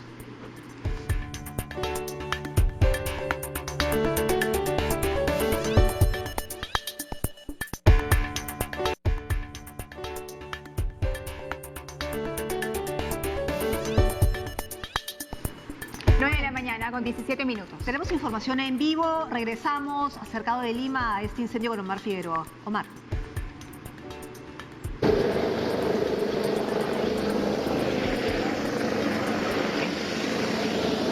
Bien, como estamos observando, los bomberos continúan trabajando aquí en la cuadra 7 de la avenida 28 de Julio para poder controlar este siniestro que se ha producido hace unos minutos. Han llegado ya varias unidades de bomberos y también tanques de agua para poder abastecer a los hombres de rojo y poder finalmente controlar este siniestro que todavía no ha sido confinado, al menos solo en la parte frontal, pero como estamos observando hay humo negro todavía en la parte posterior de este local, que era una feria de artesanía y que tenía más de 50 puestos. Hay muchos curiosos aquí en esta cuadra, pero también hay algunos propietarios que se han visto sorprendidos por esta tragedia que se produce a esta hora de la mañana. Muchos de ellos tenían planeado ya comenzar sus labores el día lunes porque estaban cumpliendo con los protocolos, sin embargo, eso no se va a producir. Caballero, ¿cómo está? Buenos días, discúlpenos. ¿Usted tiene su puesto aquí? Tenía mi puesto, pero no estaba abierto la feria todavía. ¿Qué es lo que habría ocurrido acá? No sabemos, solo sé que se estaba quemando y vine rápido. ¿Tenían planeado ustedes ya de comenzar en estos días? En estos días, claro, posiblemente hoy día nos iban a hacer la prueba COVID para poder empezar ya. Estaba a cerrar la feria. Y no sabemos, que ahorita estamos alistando para hacernos la prueba, todo y... Se habla de una persona que es la dueña, la señora Clarita. Tal vez, porque sabemos que sabe estar ahí, no sabría decirle. ¿Ella y quién más está allí? Bueno, había un joven que sabe estar cuidando. ¿Ella se quedaba siempre? Sí, se quedaba cuidado, incluso creo que un carrito había ahí afuera, o sea, en la parte de adentro cuadrado. ¿Cuál es su nombre? Felipe. Bueno, como estamos apreciando, y hemos ya recogido varios testimonios de personas cuyos puestos se han visto consumidos por las llamas, que nos señalan que la señora dueña, cuyo nombre es Clarita, se habría quedado al interior de este local y al parecer no tienen todavía conocimiento si logró salir de este lugar, al igual que un vigilante y su esposo. En todo caso vamos a corroborar esa información más adelante con ustedes en Estudios Centrales. Muchas gracias, Omar. Efectivamente esperamos que hayan salido, que no se encuentren al interior de este siniestro que ocurre en la cuadra 7 de la avenida 28 de Julio. Una pena por los comerciantes que estaban a la expectativa de poder reabrir sus puertas en tan solo unos días y lamentablemente ocurre esta emergencia. Muy bien, vamos a cambiar de tema y vamos a retomar lo que les habíamos anunciado antes de irnos a la pausa, y es el tema de la reincorporación de profesores sin título pedagógico. El Minedu ya ha advertido que esta aprobación por parte del Congreso del proyecto de ley es preocupante. Así que estamos con el ministro de Educación, Martín Benavides, para que nos dé su punto de vista y además hablar de otros temas. Ministro, ¿cómo está? Muy buenos días. Ministro, bienvenido. Gracias por la invitación. Sí, quisiéramos empezar por esto, ¿no? Lo aprobado el día jueves por el Parlamento Nacional respecto de la posibilidad de que docentes interinos cesados ingresen a la carrera magisterial sin pasar por ningún tipo de evaluación, lo que me parece peligrosísimo, pero además solo con la presentación de su título. Sí, bueno, nosotros estamos evidentemente muy preocupados nuevamente con una iniciativa del Congreso vinculada a la educación. En el Perú tenemos actualmente 2 reformas educativas de largo plazo, es decir, que han sido iniciadas en gobiernos anteriores y se han continuado. Una de ellas es la reforma universitaria, que nosotros estamos tratando de extender a otros niveles de la superior y también como estrategia de aseguramiento de la calidad a la educación básica. Y la segunda es la reforma vinculada a la carrera pública magisterial, que tiene como propósito, en primer lugar, asegurar que los docentes tengan una línea de carrera que les permita su desarrollo profesional. De esa manera asegurarnos que tengamos a los mejores docentes y a través de ese mecanismo los estudiantes peruanos tengan la oportunidad de aprender más, porque van a estar en clases con docentes que cumplen con determinadas condiciones que exige el Ministerio de Educación. Lamentablemente esta iniciativa lo que está señalando es que un grupo de docentes, aproximadamente 14.000, un poco más, que eran docentes interinos y que tuvieron aproximadamente 23 años para adecuarse a la nueva normativa y una oportunidad además de dar un examen excepcional, sean reincorporados y con esa medida, digamos, pasar por alto todo este proceso que ha llevado a que, por ejemplo, ya 240.000 docentes sean parte de la carrera pública magisterial, ¿no? Entonces, estamos muy preocupados con eso. Pero, ministro, ¿eso significa que si entran a la carrera pública estos 14.000 profesores interinos sin título pedagógico, 14.000 profesores que han obtenido la plaza en un concurso, van a tener que salir? ¿O se va a tener que ampliar el presupuesto para estos 14.000 docentes que van a tener que entrar? ¿Qué es lo que va a pasar? Bueno, tendrían que evidentemente salir, ¿no? Porque esas plazas ya no existen, esas plazas están ocupadas. Aproximadamente un poco menos de 9.000 docentes que han ingresado a la carrera pública y han ocupado esas plazas, y otros 5.000 y tanto que son docentes contratados, pero que han pasado también por un examen de méritos, ¿no? Claro. Entonces, en realidad, estarían afectando el derecho de esos docentes que han concursado, ¿no? Que han pasado por todas las evaluaciones necesarias, con lo cual sería, digamos, un atropello también contra el derecho de esos docentes. Pero el tema acá de fondo es que tenemos una reforma de largo plazo, que además creo que pocas veces hemos tenido a 4 o 5 exministros opinando en contra de una iniciativa legislativa. La reforma universitaria también juntó a todos los exministros y ahora está nuevamente esta reforma, este intento de vulnerar la reforma de la carrera pública magisterial, ha juntado a todos los ministros. Entonces, hay que insistir en la comunicación con el Congreso. Nosotros nos hemos sorprendido, evidentemente, esto no estaba en agenda. No, hemos tenido conversaciones con la Comisión de Educación luego de los problemas que tuvimos con esa comisión. Hemos estado dialogando sobre proyectos de ley, sobre iniciativas, pero en ningún momento nos mencionaron esto, y esto surgió un poco de ahí de la nada, ¿no? Estaba guardada, era una iniciativa del Congreso anterior, y que la han resucitado de manera muy rápida, sin debate, sin volver a pedir opinión del Ministerio de Educación, porque el Ministerio de Educación ya había opinado en contra el 2018, así como el Consejo Nacional de Educación, por ejemplo, también opinó en contra. Y durante el partido de Perú-Paraguay metieron esta iniciativa legislativa y además no hubo segunda votación, ¿no? Ahora, ministro, esos profesores que han sido reincorporados por esta normativa aprobada o que serían reincorporados por esta normativa aprobada por el Congreso, ¿son profesores que no aprobaron los exámenes en su momento, las evaluaciones, o son profesores que tampoco se presentaron a las evaluaciones? Yo no me quiero poner en el escenario que se va a dar, que esta iniciativa legislativa va a implementarse, ¿no? Yo quisiera, nosotros vamos a proponer observarla, quisiera que el Congreso, digamos, evalúe la decisión que ha tomado, y ahí hay, digamos, todavía un terreno de discusión, de debate público, donde esperamos convencer, digamos, a la representación nacional que esto es un atentado finalmente contra los intereses de los estudiantes y su derecho a una educación de calidad, ¿no? Pero vamos a empezar otra vez este proceso que supuestamente ya estaba cerrado, es decir, el Ejecutivo observa esta ley, el Congreso lo aprueba por insistencia y ustedes van al TC. Es decir, me estoy poniendo en el peor de los casos, como ha sucedido con las otras leyes. Pero ya hemos visto que ha pasado esto, ¿no? Sí, bueno, nosotros vamos a oponernos, evidentemente, ¿no? Okay. Así tengan que llegar al TC.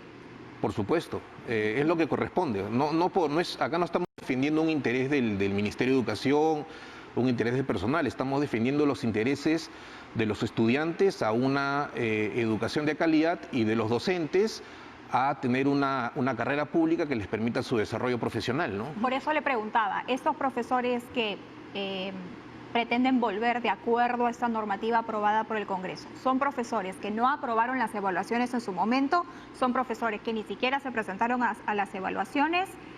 En todo caso, ¿podrían volver si es que aprueban una nueva evaluación? O sea, si se certifica efectivamente que están capacitados para hacer frente a un aula.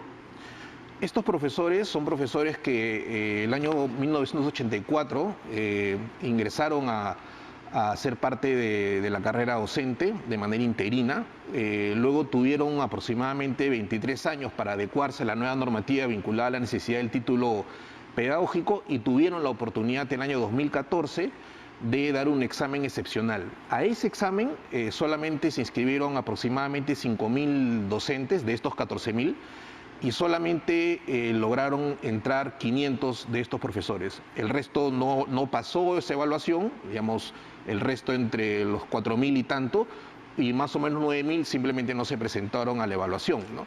Ahora, de estos grupos de docentes interinos, algunos de ellos, creo que son un poquito menos de 200, han postulado en los concursos públicos. Y eso es lo que tienen que hacer, ¿no? Si quieren ingresar a la carrera pública magisterial, tienen que respetar la idea del concurso público, someterse en igualdad de condiciones, como lo han hecho esos 200 docentes que, a pesar de ser interinos en su momento, postularon, entraron y de esa manera, digamos, están cumpliendo con esta línea de carrera magisterial. Entonces estos docentes podrían esperar que vengan los concursos para poderse incorporar a través del mérito a la carrera pública magisterial, ¿no? Me parece que también hay un proyecto pendiente para reincorporar a los directores y subdirectores de colegios.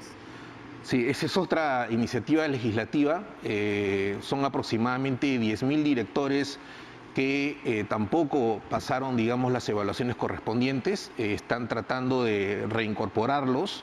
En lugar de esperar el momento en que hay una nueva evaluación, que hay cada 2 años, para que puedan incorporarse demostrando que tienen los méritos para poderse encargar de una dirección de una institución educativa, ¿no? Ahora, estos 10.000 directores más 14.000 profesores, económicamente, ¿qué implica, digamos, para el Ministerio, para el Ejecutivo, si es que se da finalmente? Económicamente, claro, el tema más que económico es que ya tienes tú a un grupo de docentes que han entrado por concurso público a ocupar esas plazas, ¿no? Esas plazas ya están ocupadas, no hay más plazas. Entonces, en primer lugar, se estaría afectando el derecho de esos docentes, sin duda, que han concursado a través de un concurso público de méritos a ocupar una plaza, ¿no? Entonces... No, sin duda, ministro, pero si me permite, económicamente, y sí es importante, es importante los derechos, sin duda, pero económicamente al Perú le afecta, porque es abrir, no sé qué decisión se podría tomar, pero es abrir más plazas de las que se necesitan, más los juicios o procesos que pueden abrir precisamente estos docentes que se están afectando sus derechos contra el Estado porque van a pedir sus plazas que por derecho les corresponden y se pueden ver afectados. Eso sin contar con la educación de nuestros hijos, que se va a ver afectada por profesores que hace 20 años no se capacitan, es decir, un retroceso de 20 años. Es decir, económicamente, porque los chicos no van a tener las mismas posibilidades que otros, y económicamente se va a ver afectado el Perú porque ellos no van a poder rendir en 20 años más. Es decir, hay toda una cadena, ¿no? Sí. Económicamente nos vemos afectados. Una decisión que sin duda, además cadena. El tiempo que estamos todos dedicándole a este tema, cuando ya estábamos concentrados en otros temas, estamos ocupándonos de volver a entrar a una discusión de reformas que quieren detenerse.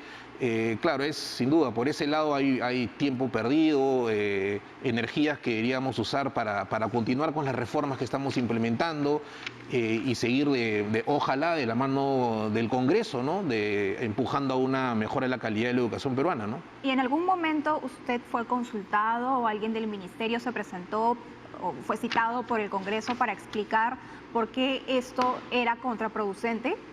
No tuvimos ninguna comunicación, como le digo. Nosotros hemos tenido varias reuniones, incluso con el presidente de la Comisión de Educación, con quien hemos conversado sobre los planes legislativos, sobre las propuestas que podemos sacar en conjunto, la ley de aseguramiento de la educación superior, la ley del deporte, la nueva ley de organización y funciones del Ministerio de Educación para mejorar la gestión del ministerio, pero en ningún momento fuimos consultados.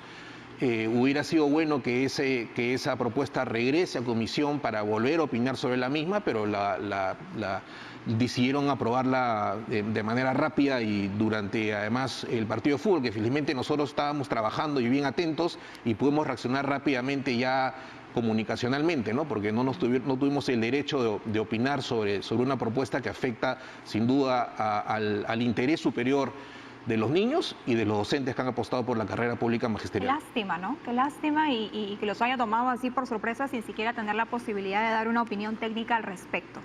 Bien, vamos a pasar a otro tema ahora, ministro, y tiene que ver con las tablets. Se estaba previsto la entrega de estas tablets para el mes de julio, agosto. Lamentablemente hubo un inconveniente con la empresa que se presentó al proceso para la adquisición de las mismas y ya estamos 8 de octubre, 9 de octubre, 10 de octubre, yo estoy 2 días atrás, 10 de octubre y queremos saber qué fue de las tablets. Mire, en primer lugar, evidentemente yo no voy a decir que no hubo un problema porque ha sido público, que hubo un problema con el concurso, que nosotros lo hicimos cumpliendo con todos los procedimientos que hay que cumplir, con la transparencia, con la Contraloría, pero el mercado nos respondió como nos respondió. La buena noticia es que rápidamente nos pudimos recuperar, en 2 semanas resolvimos el problema y ahora estamos enrumbados ya a iniciar la distribución de las tablets la semana que viene. Es bien importante considerar que esta es para nosotros la otra reforma que estamos dejándole al país, una reforma que tiene como objetivo el cierre de las brechas de aprendizaje, incidiendo en primer lugar en lo que es la brecha digital. Nunca hemos tenido una iniciativa de esta naturaleza diseñada e implementada, digamos, en el mismo año y que tiene como propósito fundamental que los estudiantes que tienen los problemas más serios de aprendizajes, hay que recordar que a fines del año 2019, 9 de cada 10 estudiantes rurales de secundaria no habían aprendido nada en todo el año. Ese es un dato de las evaluaciones nacionales del rendimiento. Entonces, ese es el problema que queremos enfrentar. Nosotros queremos dejar esta reforma al país. Es una responsabilidad de los siguientes gobiernos mantener ese derecho a la conectividad como una de las estrategias para cerrar las brechas lamentablemente persistentes entre estudiantes rurales y estudiantes urbanos y estudiantes de menos recursos socioeconómicos con estudiantes de más recursos socioeconómicos. Esa estrategia la hemos preparado con mucho esfuerzo. No es simplemente la distribución de la tablet, estamos distribuyendo contenido pedagógico tenemos un gestor de contenidos para saber qué es lo que están haciendo nuestros estudiantes con las tabletas. Hemos capacitado a los docentes que van a ser también beneficiarios, son 90.103 docentes que van a recibir también las tabletas, y esto es una estrategia entonces pedagógica que usa las tabletas como medio para llevar buenos contenidos hacia los estudiantes que más lo necesitan. ¿Dónde va a empezar esa distribución y qué día de la semana que viene? El martes iniciamos, son el primer grupo de 15.000 tabletas que estamos distribuyendo a diferentes zonas del país. Cajamarca, Huancavelica, Junín, Cusco, Ayacucho, Madre de Dios, Pasco, Puno. En las siguientes 2 semanas van a recibir los estudiantes de estas instituciones educativas esas tabletas, ¿no? Es una distribución que es un desafío también, porque es un desafío el poder llegar a las escuelas más alejadas del país. Es un compromiso que nosotros hemos asumido como gobierno de darle ese derecho al estudiante que lamentablemente no lo ha tenido por muchos años. Entonces estamos en toda esa logística, estamos entrando y saliendo de los almacenes, estamos en coordinación permanente, por ejemplo, con las Fuerzas Armadas, que nos van a ayudar nuevamente poniéndose, digamos, del lado de la ciudadanía a todo este proceso de distribución, y tenemos mucha fe, mucho compromiso en que nos van a salir bien las cosas y estos estudiantes van a recibir sus tabletas. Ministro, y las tabletas o las tablets las esperábamos antes por cosas que han sucedido, se han retrasado. Esto y otras cosas más también han puesto en alerta a los padres de familia y se preguntan y se repreguntan y se repreguntan, y eso tiene que ver con también algunas declaraciones que usted dio. ¿Qué va a suceder con el año escolar? ¿Van a pasar de año? ¿Cómo va a ser la evaluación?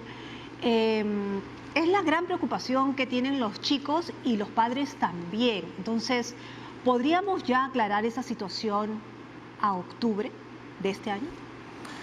Bueno, yo siempre he declarado que el esfuerzo principal del Ministerio de Educación en la emergencia, no solamente del Ministerio de Educación del Perú, sino de muchos otros países, ha sido tratar de hacer lo posible por mantener el servicio educativo. Nosotros hemos tenido la estrategia Aprendo en Casa, tenemos la estrategia Aprendo en Casa, que está además en una segunda etapa, con muchos programas nuevos. Hoy día, dicho sea de paso, lanzamos un nuevo programa de Aprendo en Casa, y hemos llegado en momentos importantes a 95% de los hogares, en otros momentos hemos bajado un poco, hemos regresado gracias a la participación muy activa de los gobiernos subnacionales.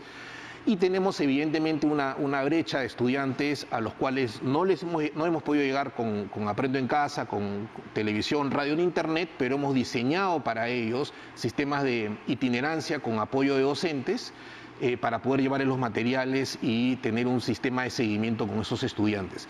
El año, nosotros en ese sentido, además de todas las capacitaciones que hemos dado a los docentes, todo el esfuerzo de estos docentes, no es para nada un año que ha sido perdido, es un año de aprendizajes distintos a los que hemos tenido, y hay aprendizajes más tradicionales que evidentemente no los hemos podido tener porque no se han cumplido todas las condiciones para tener aprendizajes de este tipo, ni en el Perú ni en ningún lugar del mundo.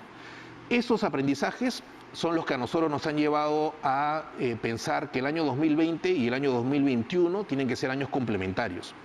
En ese sentido, nosotros estamos la otra semana sacando una norma de evaluación que lo que tiene como finalidad es decir, vamos a preocuparnos de que los aprendizajes del año 2020, si es que no se han logrado el 2020, se logren en el año 2021.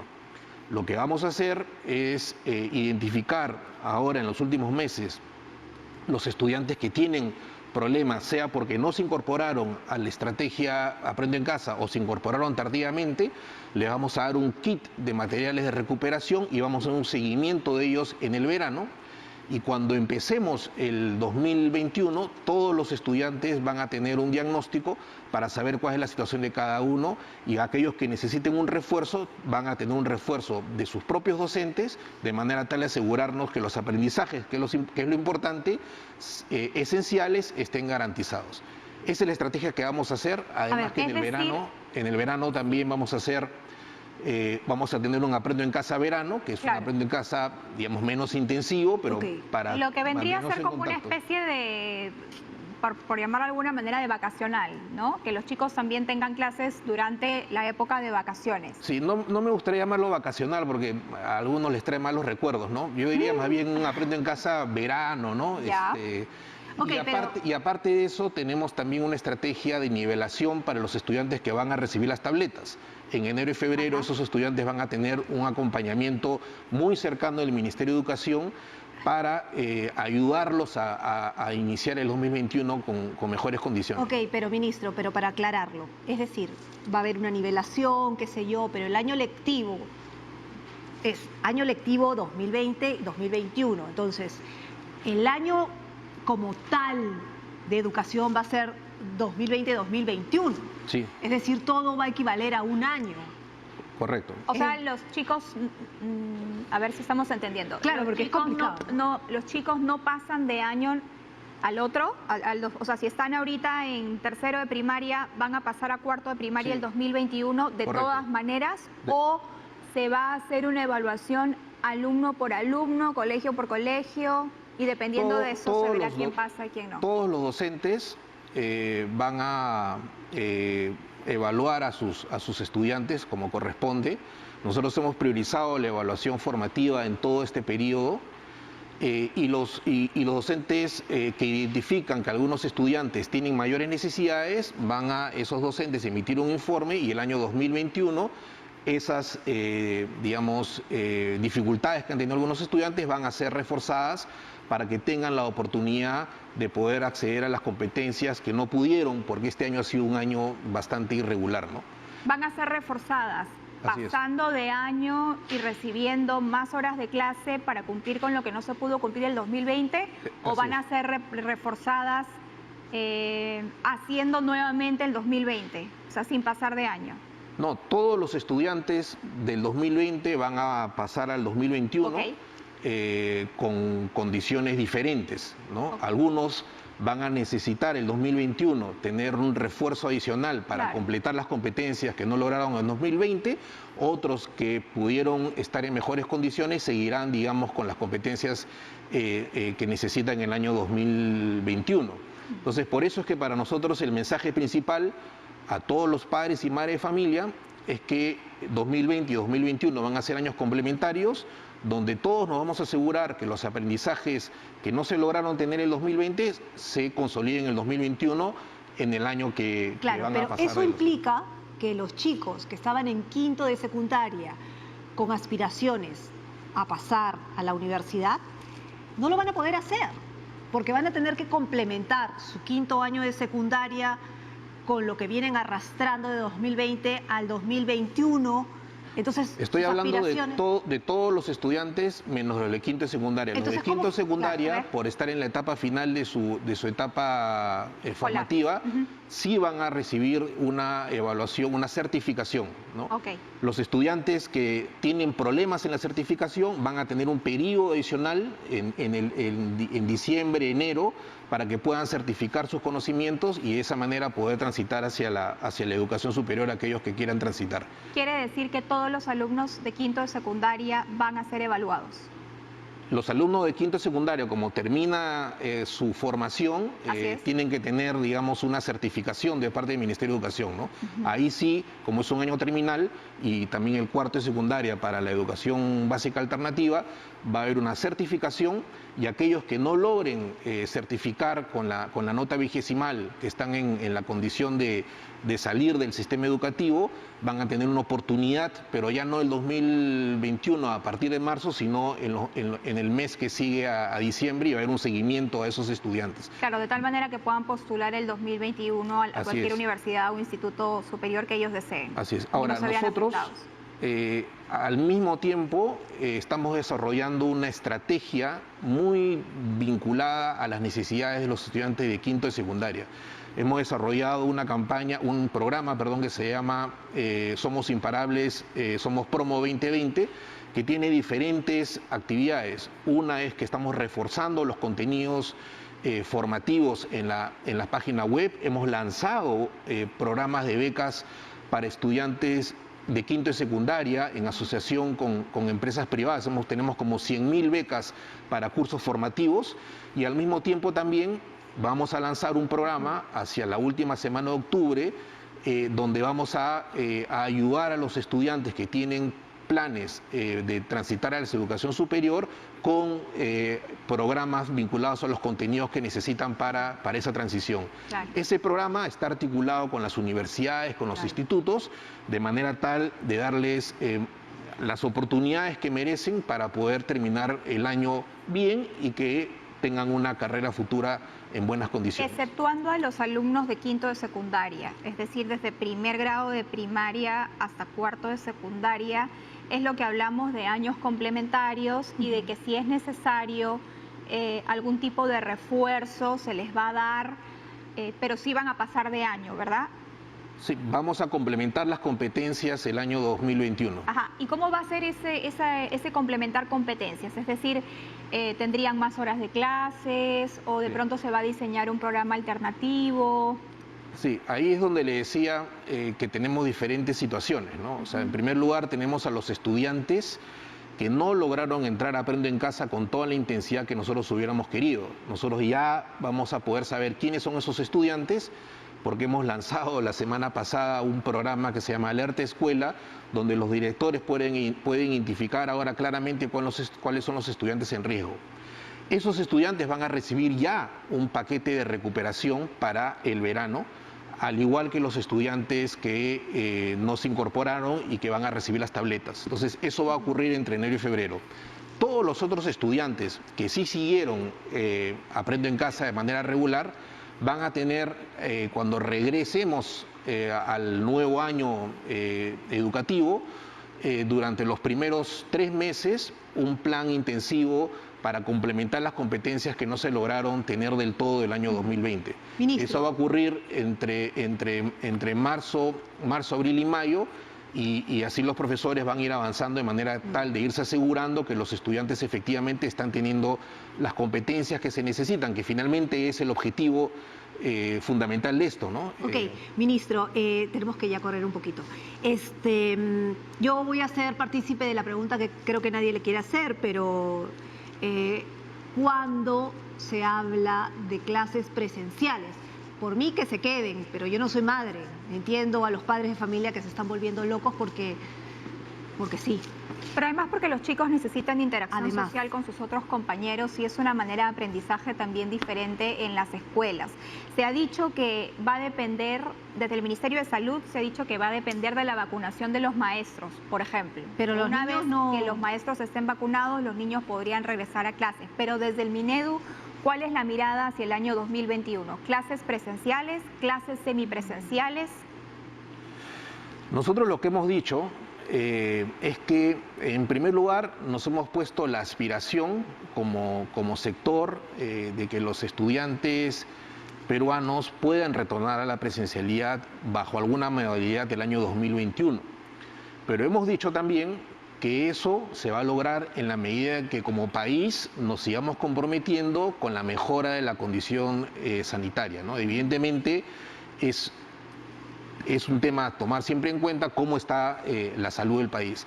Si las cosas continúan como están, si la vacuna empieza ya a implementarse, estaríamos en mejores condiciones de poder tener alguna forma de inicio de la presencialidad.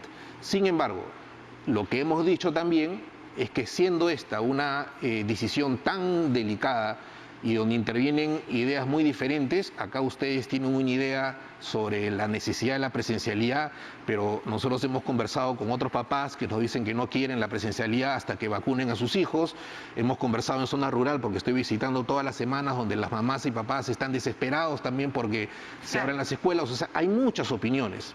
Lo que nosotros queremos hacer como Ministerio de Educación, y ya lo estamos haciendo, es un diálogo nacional donde a propósito del retorno a la presencialidad discutamos otros temas que son de fondo. ¿Cómo va a ser ese año en términos de la flexibilidad pedagógica? ¿Qué implicaría un sistema totalmente remoto, un sistema flexible? ¿Cuáles son las competencias que tenemos que priorizar?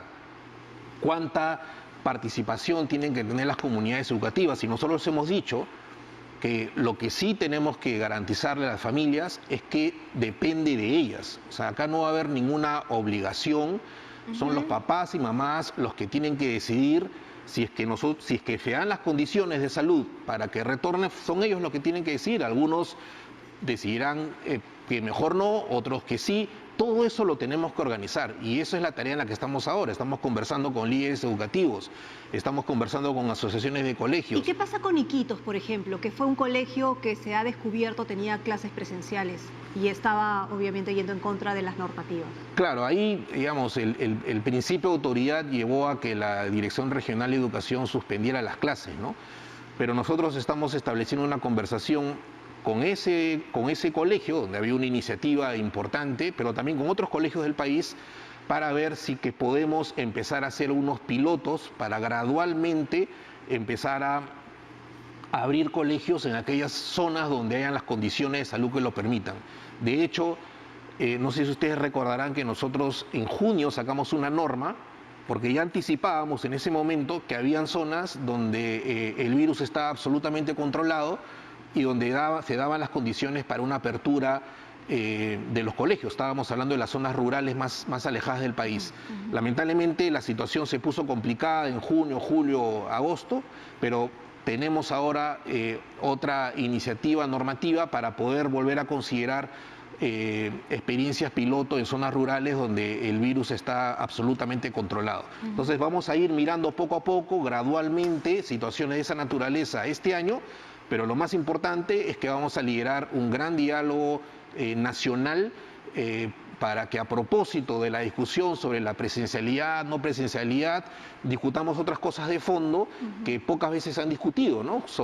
Como por ejemplo cómo debe ser el sistema educativo peruano, cuán flexible debe ser, cómo incorporar la virtualidad, si debemos tener modelos híbridos o no modelos híbridos, y todo eso pensamos que nos comprometa a un diálogo por lo menos por los siguientes 2 meses, y vamos viendo cómo está la situación sanitaria del país para ir tomando, digamos, las decisiones que corresponden. Justo eso le quería preguntar. Entonces, aproximadamente en 2 meses ya tendríamos una respuesta exacta para saber cómo sería el año 2021 para los colegios.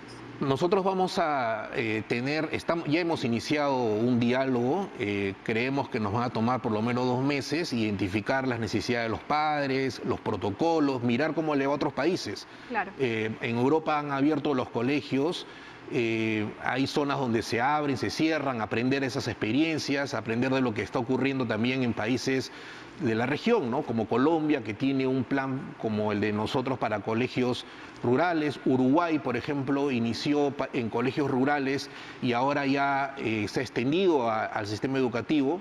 Ahí, por ejemplo, al inicio era los papás voluntariamente decidían si iban o no iban al colegio, ahora ya se sienten que están en otra etapa y van a hacer algunos cambios. Entonces, estamos mirando las experiencias internacionales, vamos a mirar la condición sanitaria y en su momento, evidentemente, mostraremos al país aquello que hemos aprendido de todas estas reflexiones, ¿no? Pero acá el tema importante es, primero, tener siempre, en primer lugar, la salud, ¿no? Y por eso tenemos que comprometernos a seguirnos cuidando ahora para que los niños regresen en buenas condiciones. En segundo lugar, identificar claramente los protocolos y en tercer lugar, dialogar con la comunidad educativa para ver cuáles son sus intereses en términos pedagógicos, en términos de gestión, ¿no? Bien, ministro. Muchas gracias por estar esta mañana en Diálogo Abierto. Ha sido el ministro de Educación, Martín Benavides. Desde hoy, sábado 10 de octubre, Aprende en Casa Crece con La Yapa, que es un programa que va a ir todos los sábados por TV Perú a las 10:30 de la mañana durante 30 minutos. El objetivo del programa es un recorrido por el teatro, la danza y otras expresiones artísticas, y también va a desarrollar temas sobre ciudadanía digital y cuidado del medio ambiente. Creo que ningún padre de familia va a mandar a su hijo al colegio mientras no tengamos la seguridad, la seguridad de que nuestros hijos van a estar sanos y van a estar seguros. Y es lo que se va a evaluar en los próximos 2 meses, de acuerdo a lo que nos ha dicho el ministro Martín Benavides. A esperar con calma, ¿no? Muy bien, entonces los esperamos en TV Perú, La Yapa, a las 10:30 de la mañana. Hacemos una pausa. Gracias, ministro, por acompañarnos. Hacemos una pausa, volvemos.